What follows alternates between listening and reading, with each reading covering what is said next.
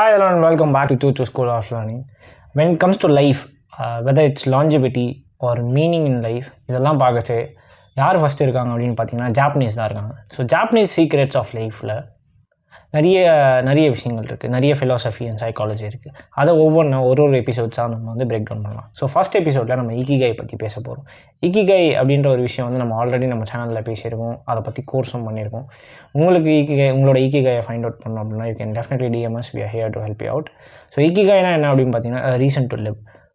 இக்கி அப்படின்னா வந்து ரீசன், காய்னா live. So reason to live அப்படின்றத இக்கிகைன்னு சொல்கிறாங்க. இதை வந்து ஒரு 4 டிஃப்ரெண்ட் பார்ட்ஸாக வந்து இதை பிரிக்கிறாங்க. Passion, profession, vocation and mission அப்படின்னு சொல்லிட்டு.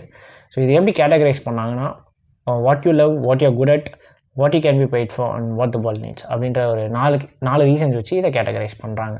ஸோ இந்த இக்கிகை அப்படின்ற ஒரு கான்செப்ட் மூலயமா என்ன சொல்ல வராங்க அப்படின்னு பார்த்தீங்கன்னா, ஒரு சக மனுஷன் அவனோட வாழ்க்கையில் ஒரு ரீசன் இருக்குது அப்படின்னா அவனால் ஹெல்த்தியாக, வெல்த்தியாக அண்ட் வைஸாக வாழ முடியும் அப்படின்றது வந்து சைக்கலாஜிக்கல் ஸ்டடீஸ் வந்து ப்ரூவ் பண்ணியிருக்கு.